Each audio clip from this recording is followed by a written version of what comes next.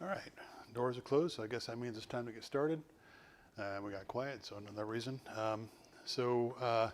Continuing on in the study of Galatians tonight, and Matt, I think we're on for 5 weeks.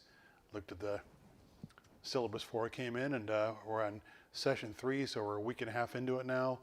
And let's see, I think hopefully by Sunday, I know by Sunday we'll be able to get through chapter 2. So even though we're going to take a little bit of a pretty big detour around with tonight's lesson, I think we'll be able to stay on track, so there won't be any risk of overflowing into Romans. Matt, I'll try to keep us on schedule, but tonight is going to be kind of a mixture of a study of the book, but I also have some other material prepared about change. I think it's very important to talk about change in the context of what's happening in Acts and certainly in Galatians. I think it fits nicely with the material we have. So let's get started in a word of prayer. Pray with me, please. Our Father, we come to you in prayer tonight, Lord, praying again that you will, as always, that you will bless our study of your word tonight, that our hearts will be turned towards you, that we'll remember that we're spiritual beings, that we need to be striving for those things that are towards you, Lord, as our Creator, that you will help us to have perspective in life, to understand that the life is temporary that we lead, that all things that we have are given to us by you. We pray, Lord, that our hearts will be pure in this matter, and then we'll be, again, always seeking to do your will on this world, in our lives. These things we pray in your Son's name. So be it. See what I did there? So sometimes I like to mix it up a little, because I want us to make sure that what we're doing is not cliche, right? It's just not repetitive, rote, meaningless.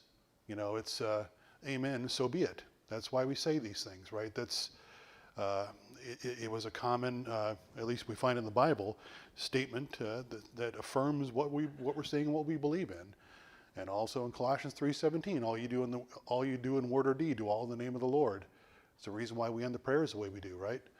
So I just wanted to reiterate these things because sometimes it sounds repetitive. I don't want it to be that way. I want it to be honest and genuine, coming from the heart. And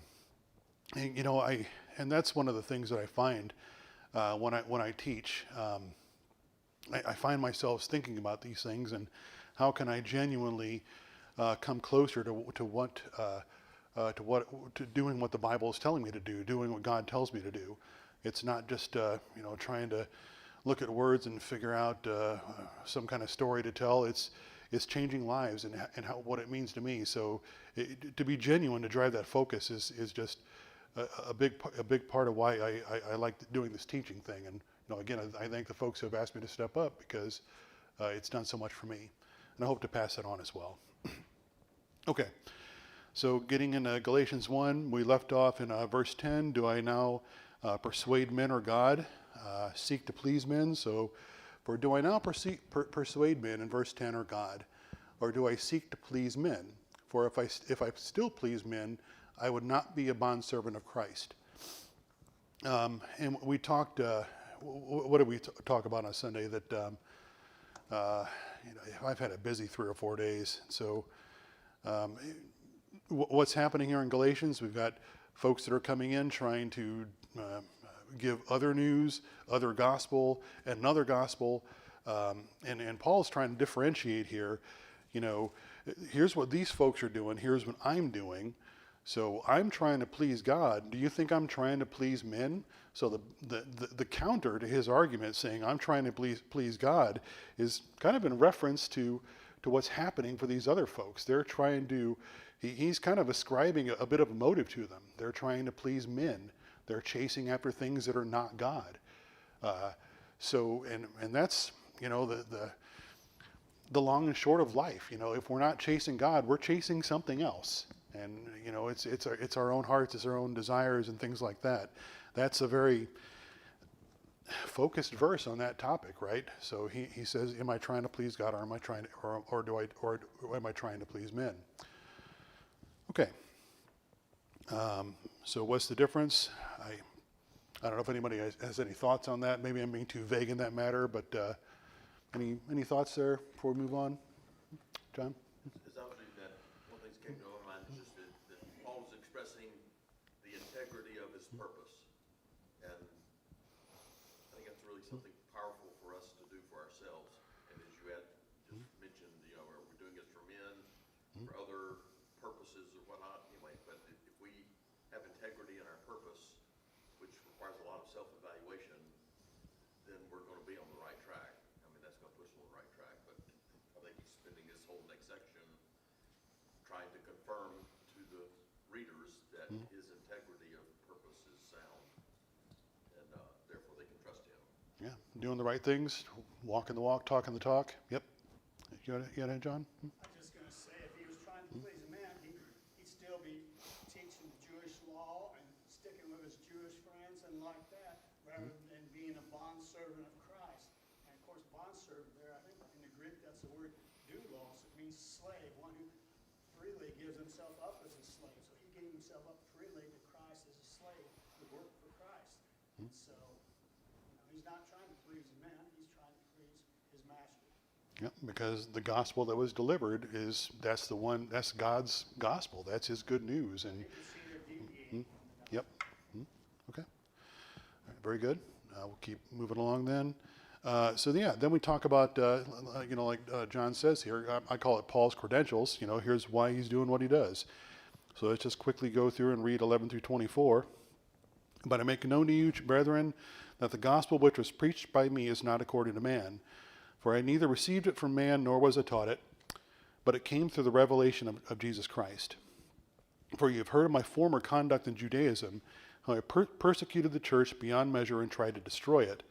And I advanced in Judaism beyond many of my contemporaries in my own nation, being more exceedingly zealous for the traditions of my fathers. But when it pleased God, who separated me from my mother's womb and called me through his grace, to reveal his Son to me, that I might preach to him among the Gentiles, I did not immediately confer with flesh and blood, nor did I go up to Jerusalem to those who were apostles before me, but I went to Arabia and returned again to Damascus. Then after 3 years I went up to Jerusalem to see Peter, and remained with him 15 days. But I saw none of the other apostles except James, the Lord's brother. And now concerning these things which I write to you, indeed before God I do not lie. Afterward I went into the regions of Cilicia and Syria and Cilicia, and I was unknown by face to the churches of Judea who were in Christ. But they were hearing only, he who formerly persecuted us now preaches the faith which he tried to destroy, and they glorify God in me. So yeah, I really get that sense. I like that word, John, that he's doing this for, this is Paul's integrity. He's doing this for the right reason. He didn't learn this from those who were in Jerusalem. They didn't know him by face. There was very cursory contact. This was given to him by God, so that's why he's doing what he's doing. So he did not immediately confer with flesh and blood. He went to Arabia. So if we refer back to Acts 9:19, probably should have bookmarked that.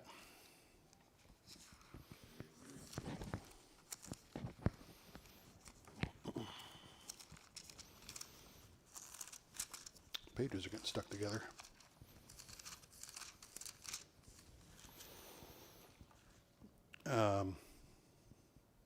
So when he received food, he was strengthened. Then Paul spent some days with the disciples in Damascus. So this is after he's been baptized and after his conversion. But right around that time, says he went to Arabia and go back to here to where we here, and then returned again to Damascus. And after 3 years, he went up to Jerusalem. So I found that kind of interesting. Again, he goes through this big change. And, in Acts it says he immediately preached the gospel, but it also says here in Galatians, he was gone for 3 years too. So I don't know what was going on in his mind. Did he kind of, I don't know, I don't want to say run away, but maybe he needed some time. I don't know. John? Yeah, I wonder if he needed some time to contemplate what his mission was and what he was going to do. But I know from reading scripture back there in Acts chapter 9 and studying it in the past, it talks about where, of course, he became a Christian there he started preaching there and preached there for a while. And then it seemed like he left, went to Arabia. Then he came back to Damascus, spent 3 years there, then went up to Jerusalem. And it seems like I've got marked here in my Bible note saying between verses 22 and 23 of Acts 9 was the time that he was coming back from Arabia. He spent in Arabia. Thought I saw it. Hand, Deanna. Yep. Yeah, it's interesting that Jesus spent 3 years teaching his disciples, and then Paul was gone for 3 years. So maybe that was like learning, still more to learn. Okay. So yeah, sure. I had to get some maturity, learn about this new way of doing things. But he never lost his zeal either. He went from Judaism to promoting the gospel, 180, but full bore in throttle in either direction. Yep. Scott? I think there's a contrast here, like in verse 9 or 10, he's talking about whose favor are you seeking, man or God? In the Judean law, you went and you sat at the feet of some leader who taught you what they believe and what you should believe. And so you wanted to please those people for, as your Jewish brethren. And you wanted to do the right thing because you wanted them to respect you and honor you. And he goes on and says, I wasn't taught these things. These things were revealed to me. And so he's making I think he's making a point here, not like what had happened when I was in the Judaic law influence, but now this is different. I got this revelation directly from God, and it's different. And so I don't have to worry about pleasing men. Are they happy with me for what I'm teaching? Because this is what God said. Yeah, so another level of freedom there, right? He's not trying to please men, according to, I would imagine when he was learning under Gamaliel, he was trying to please him, right? In that regard, yeah, I can see that. Yep, he's not trying to please men anymore. That's not what the gospel's about. And I made a note here that he went to see Peter for 15 days. The people in Judea didn't know him by sight. Just a side comment, that kind of implies there's no central control over this thing. There's no dispensation from the mount. There's no one area where everybody congregates where all the information flows outward, right? This has been, it's more of a distributed type of thing. That's the nature of what we see in this new gospel, right? There's no single head here, at least on earth. There's folks who have journeyed to and far. Titus, the other people that have spread the gospel. So when I really went to saw Peter 15 days, that's not exactly enough time to learn under the leader or anything, right? I kind of get the feeling this is how the distribution of the gospel is happening. So yeah, Matt. Seems like there's a connection between came through revelation of Jesus Christ in verse 12 and the 3 years. Say again, the revelation of. In verse 12, Paul says he got his gospel from directly from Jesus. Yep. Right? And when did that happen? Well, yes, he was inspired to write what he wrote throughout his lifetime, but also when he's gone for 3 years out in the desert in Arabia, that's probably Jesus training him. According to the scripture, he didn't spend 3 years in Arabia. Verse 18, at least in my version, says, verse 17 says, nor did I go up to Jerusalem to those who were apostles before me, but I went away to Arabia and returned once more to Damascus. Then, 3 years later, I went up to Jerusalem to become acquainted with Cephas, or Peter. So, he spent 3 years in Damascus, not 3 years in Arabia. We don't know how long he spent in Arabia, evidently some time down there. But he came back to Damascus, spent 3 years there preaching until they ran him out of town.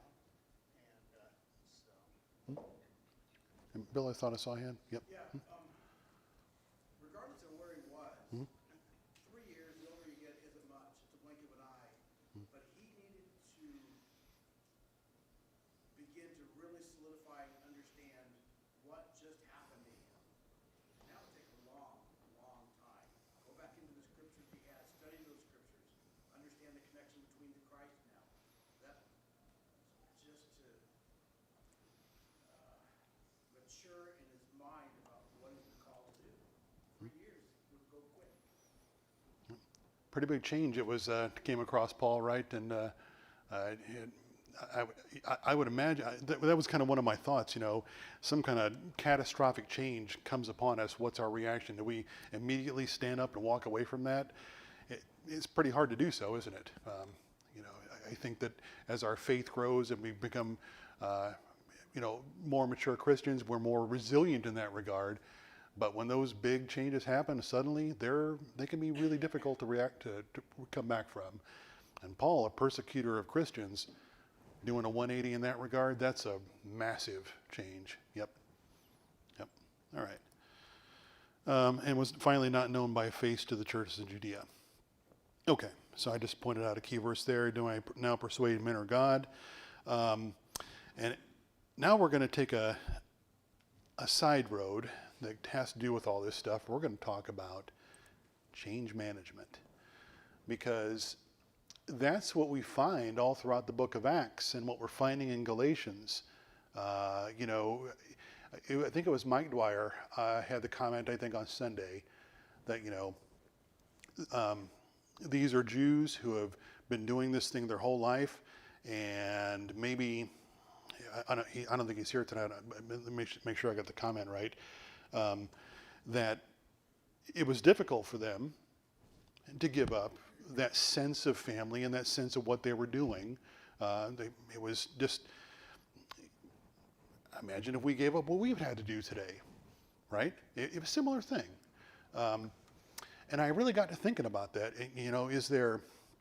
Is Christianity simply just a big misunderstanding that, that it's okay to be going along the way we think we are, and there's no need to change? So that really got me to thinking about the status of these folks that were involved in Judaism or any other walk of life, or any walk of life we see here today. Is it okay to just keep trucking along like we are? So that's why I want to talk about change management, because Christianity is a big exercise in change management. So where am I going with this? So were the Jews fully prepared for the change they experienced in 33 AD?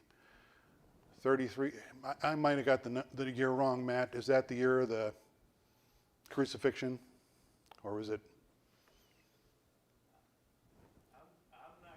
I'm not gonna. There are several dating methods. There are a lot of smart people on both sides. Let me replace 33 AD with the year of the crucifixion, the year of the institution of the new covenant, the New Testament. So were they fully prepared for that change? A bit rhetorical. Okay. No. They had a different idea who the Messiah was and what he was going to do. And I don't think they were really expecting a whole new covenant change. Okay. Any other thoughts? Yes, ma'am. All the information was there, it just wasn't what they thought it would be. Okay. I think they had all the information, Maybe a different expectation. reading what they wanted into it, I guess. Something that would not be somebody dying, or, Hmm. human, God is a human. Yeah, what does it say at the very beginning of Acts? Jesus, are you now going to restore the kingdom here on earth, or something like that? Different expectation than what's happening. So, okay. Any other thoughts real quick? Yes, ma'am. I see a change from carnal to spiritual. Hmm? And I feel like the spirituality that Jesus preached was hard for them to comprehend. Okay. And Bill? The Jews as a mass, as a people, I think being the leaders, and you're probably going to allude to, they had a lot of responsibility, and I think the masses were not as literate. They couldn't just pick up a scroll and read it. It wasn't on their phone that they had all the time. They could occasionally see it and hear it taught often.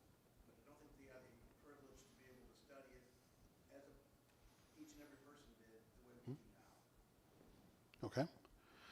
All right. Great comments. So let's keep going along here. Why do we think they didn't change? And actually, probably most of them didn't. I mean, we see a lot of resistance in the New Testament, in Acts and even Galatians. We see the others coming in saying, well, we have to go back to the old law. You have to do these things. A lot of persecution going on, Antioch. Why do you think they didn't change after this message has been delivered? Scott? Couple of reasons, maybe peer pressure, number one. Number two, some of them would have lost their livelihood as being priests or whatever of the synagogue. So peer pressure and loss of income, the two things I think of. Okay. Anybody else? Gerald?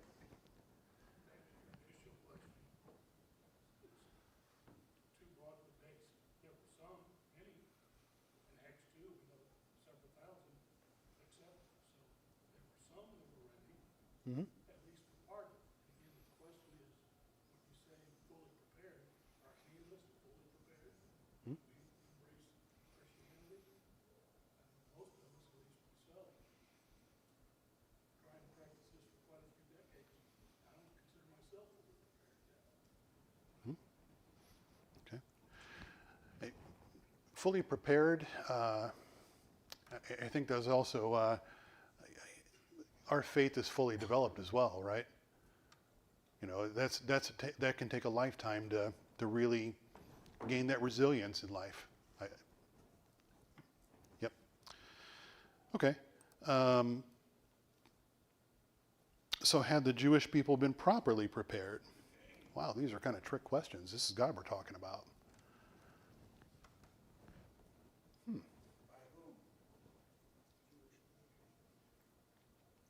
Well, I would say that we've got, we're going to get to that.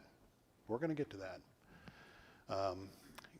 I guess let me allude to where I'm coming from. If we looked right at the very end of Acts, as Isaiah is being referenced.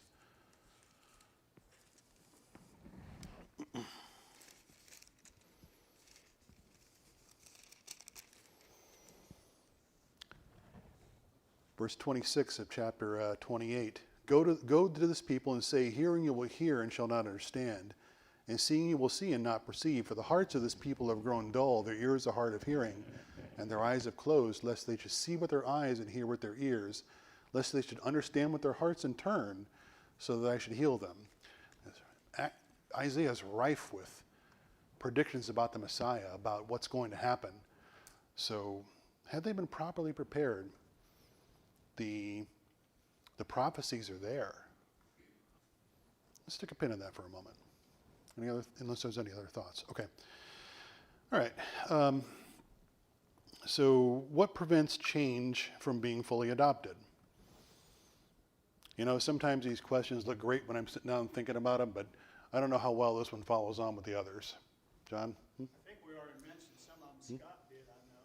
But I was thinking about here in verse 14 of chapter 1, he says, I was advancing in Judaism beyond many of my contemporaries, among my countrymen, being more extremely zealous for my ancestral traditions. And I think you said earlier you read fathers there.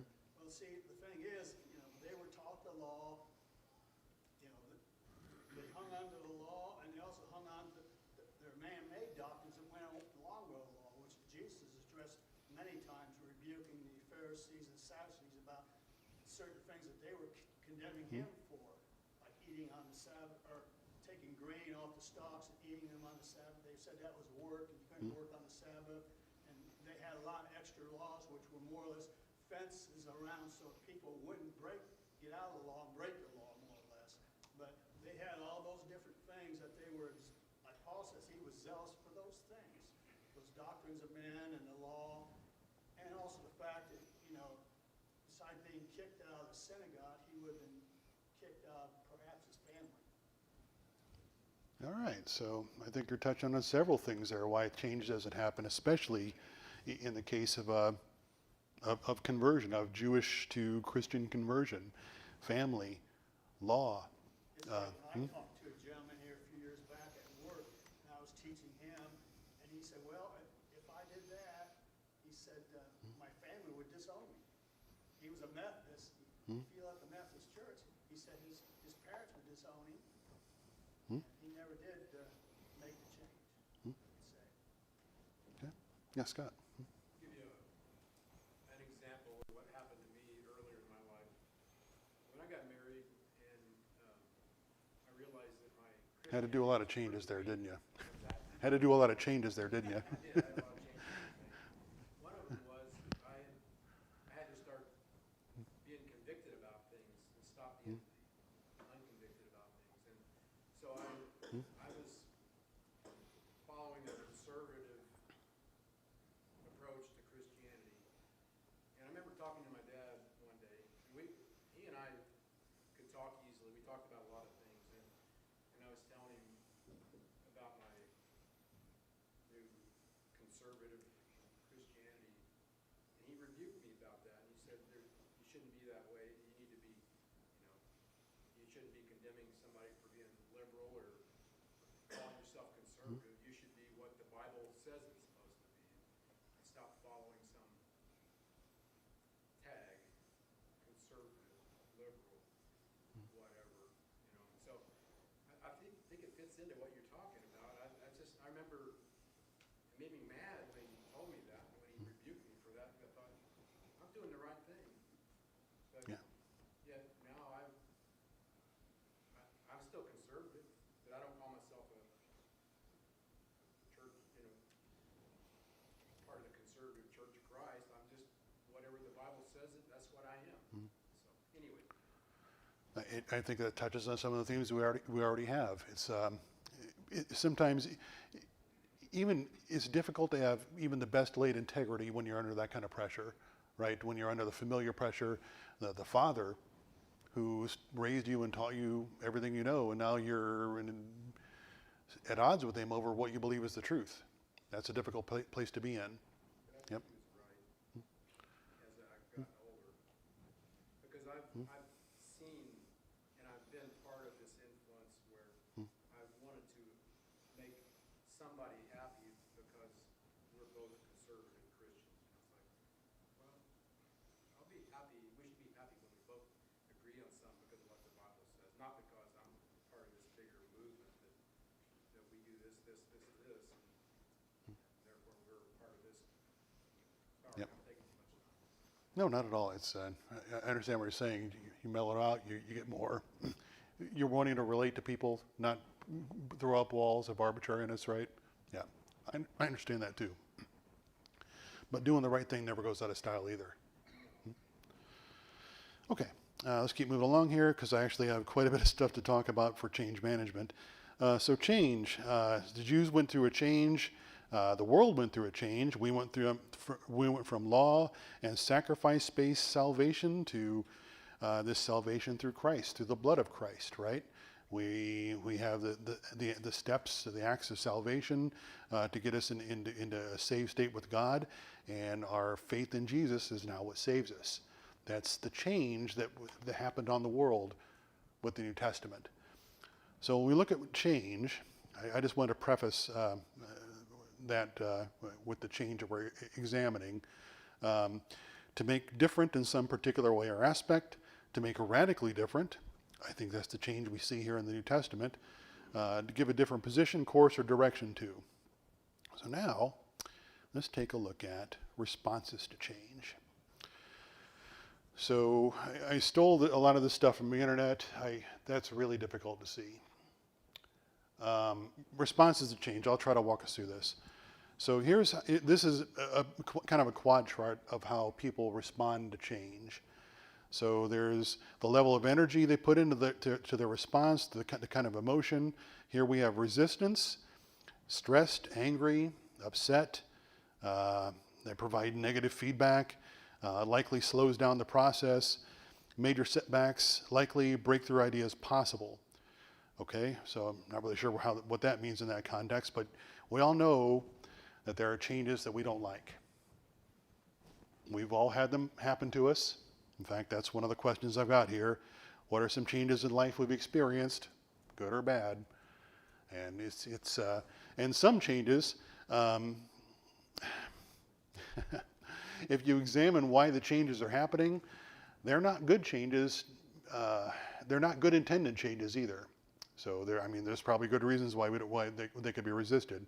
But somebody thought of that change and had a good reason to do so, and it's been implemented maybe in a right way or a wrong way, which kind of what drives some of this resistance, right?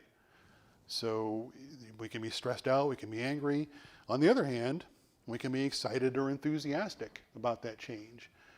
So, depending on how it's been introduced to us, how it appeals to us, hey, this is great. This is the best new thing coming up. I think we've had maybe some of those happen too. Down here, low energy, disengagement, apathetic. Well, it's going to happen whether I like it or not, kind of change, right? And finally, acceptance. There are folks that kind of, okay, this change has happened. I accept it. I'm not going to, I'm not the type to be out on the street corner saying, yay, this is the best thing since sliced bread, but I'm not going to let this impact me either, right? So this is kind of ways that, that people respond to change. All right. So I'm just going to throw this out here. So, a couple changes I've seen in life. And I try to think broadly. I try not to think from just the left or the right or something like that. But, some changes I didn't like. I didn't particularly like electric cars. Okay? So somebody from the right side would probably tend to agree with that. But also, I didn't really like when they changed my retirement age in 1983. Republicans did that. So, that's kind of the yin and the yang here. There's changes we don't like and there's changes we do like. Any other thoughts about changes you've seen in life that you like or dislike? Overall comment is the only constant I have is change, and I accept that, no matter where I am. I agree with that. It's gonna happen. Yep. No, I completely agree with that. I work in change all the time at work, so I kind of see it happening there and every other aspect of life too. Yep. Yeah, Scott. Looking at your chart here, from one corner to the opposite corner seems to be the opposite. Is that correct? The opposite of resistance is acceptance. The opposite of disengagement is proactivity. Yeah, I think so. Yep. Yeah, and I think there's ways to manage this change, to try to get the change implemented such that it'll be successful. Because I think in Galatians we see the change wasn't entirely successful either. They were changing back. So I think there's something to be thought about there. Okay. The Hebrew writer wrote somewhat about change, where he said that the gospel is better, Jesus is better than going back to the old law. Okay. All right, let's keep moving along here for the sake of time. So what are the top causes for resistance to change? Some of these apply, I think, this is kind of stolen from business, operational change, but some of these things apply to our lives as well, to any change we might experience. Lack of a clear role-specific reason for the change. Why is this happening? Where do I fit in this? So if that change comes in and you don't know where your place is at in this, that kind of drives us towards that resistance area, right? Why is this happening? What do I do in this new area? At work you might say, well, we're now installing this new machine and I don't know how to run it and how do I do this thing, right? But that's like anything else in life. I don't know where I fit in this type of thing. And if we put this in the context of the Jews, maybe they didn't quite understand, I guess, where they fit in with this new scheme, this new system. I don't understand this, right? Just a thought. One-way or poorly timed change communication. Here's the change, find something to like about it. That's kind of how some changes are implemented. So, I've been through several changes at work, some good, many good, some not so good. I can think of one that happened years ago that they decided that you had to be 40 years of age by the end of 2010 or you didn't have a pension. So guess what? I was 39 years and 9 months. So I don't have a pension anymore. So that was poorly timed change communication, I would say. Fear of failure due to gaps or skill in unfamiliar systems. So again, I don't know quite how to operate here. So what do I do in this thing that just came here? Low trust caused by past or failed, abandoned, or change initiatives. So we tried to change the system, it failed. We tried to change it again, it failed again. So why should I believe in this next thing coming along, right? Overwhelming timelines that increase cognitive load. So this change is happening over such a long period of time. We don't know what the end state looks like anymore. We're just in this constant retooling effort to try to figure out what we want to be when we grow up. It's insufficient in the flow training and performance support. So this happens when the change has been implemented and we're just going to learn as we go. Very morale killing. Change fatigue from overlapping or continuous transformations. So again, we're just going to continue to change over time, never stabilize, and again, that's a morale killer. But I think the most important piece we can pull out of this that really applies to everyday life is this last one right here. Deeply embedded organizational culture and legacy ways of working. And this is what I see every day at work. And this is what I see in the Jewish nation and what I see in the people of this world as well. That's my opinion, but that's kind of been my experience in trying to manage change. Because many of the things I do at work, I'm changing processes, I'm improving them, I'm replacing systems, I'm doing system enhancements, and the folks don't want to learn new things. They like the way they've been doing things. They like the keystrokes they've been entering. They like the spreadsheets they've been updating, which are completely useless, and we need to get rid of and put in automatic data capture, right? You're nodding your head, Elliot. You know exactly what I'm talking about. It's the same thing with the Jewish nation here. They were deeply embedded in their culture, right? So their legacy ways of working, their ways of understanding things, that's, from what I see, is the foundation or the basis of their lack of change. Yeah, Bill. I sure agree with you. The last one was just jumping out. And I think the third one, fear of failure due to skill gaps. Well, if I don't do all these things that I'm commanded to do, law by law in the Old Testament, and just by faith, well, I'm going to fail. Well, then where's your faith? That fear that I can't accomplish that which I want to do, which is please God, with just a risen Savior. That would be very difficult. Okay. Yeah, Julie. So I own offices for a living, so I've moved 10,000 people over the years I've been, and nobody wants to move. And, but you need to move because of changes and things like that. And just like the office moves, a lot of times we will pair them together. You know, the strong, the one that doesn't want to move, the one that does want to move. And the buddy system works really well. And the nice thing about changes that we have to make in our lives is that we have a team of people that can help us to get there. And some of us are not ready yet, and you have to put away what you have to let go of some things in order to move forward. But I've seen it hundreds of times. People move, and then there's about 2 weeks when they don't like it, and then after that, I say, do you need anything changed? No, we love it. And like, you just moved from a window to a basement. Love it. Yes, we love it. You know, so it can happen, but sometimes it takes a group of us to get together to go, we need to do this. Not your first rodeo, because what you're talking about is right on my next slide about how to manage that change. Yes, you're engaging people. You're finding the ones you're going to reach out to help lead and drive the change, the people who are going to influence the others in that change. Yep. That's kind of what I read out of your comments. Was there? Oop, we're almost out of time. All right, let's keep cranking along here because I want to try to get through this slide. So overcoming resistance to change, education and communication. Can't communicate enough on changes, especially big ones, right?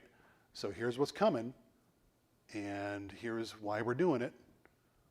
So I think of also the change in the Bible, Isaiah, here's what's coming, here's why we're doing it. Participation and involvement, exactly like Julie said. Reaching out to folks, getting them on board early. You say, here's why we're doing this change. Do you have any thoughts about how we could implement it? You know, there's not some kind of back room of people with, behind a curtain sharpening knives saying, here's how we're going to do this change. That's not how things work or should work, right? You get folks involved and you do this preparation stuff up front. So I think there's some parallels even for that in the Bible, right? There was no secrets being held. This was public. This was come see what we're talking about here, right? Facilitation and support. The leaders being in there during the change, helping people through it, supporting them.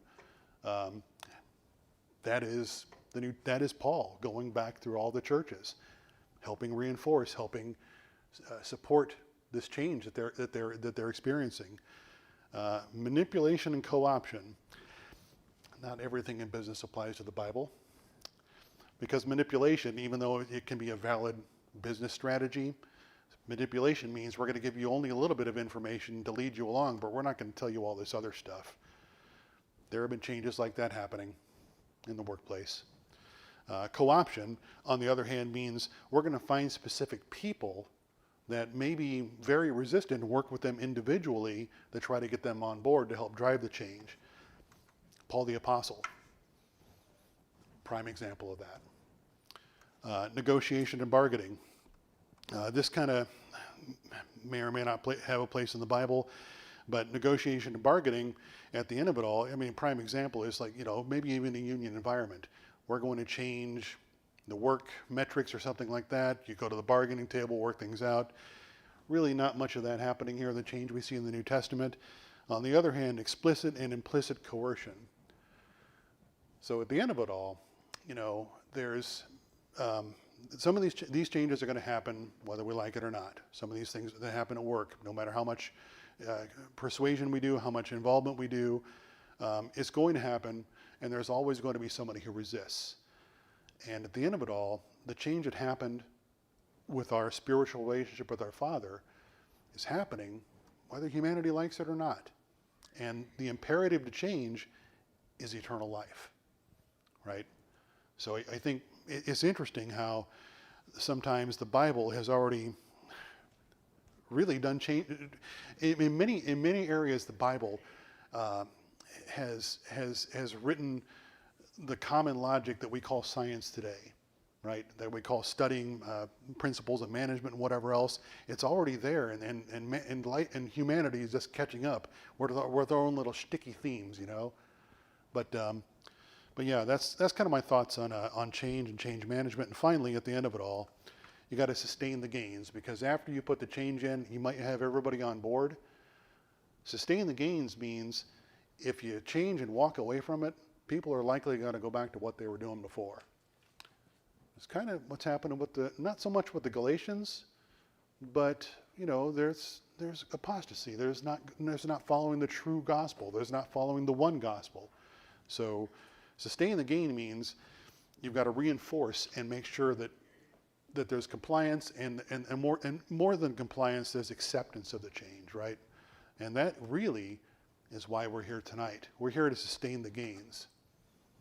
So, rah. It's like Paul says in verse 23, he says, talking about himself, he who once persecuted us, now preaching the faith which he once tried to destroy. And I like the word there, the faith, the definite article. There is a particular set of teaching, of doctrine that we go by. It's God's will, and we need to kind of do what our restoration fathers did, go back to the Bible alone, and not to introduce something new. So ultimately, I would contend that, the Jewish nation, there was a lot of the preparation steps necessary to prepare them for this change. But the same things we see why people resist any change today existed in the Jewish nation and exist in the heart of men. And that's why it's important to learn about change and how we can overcome it. Bill. John the Baptist was a change.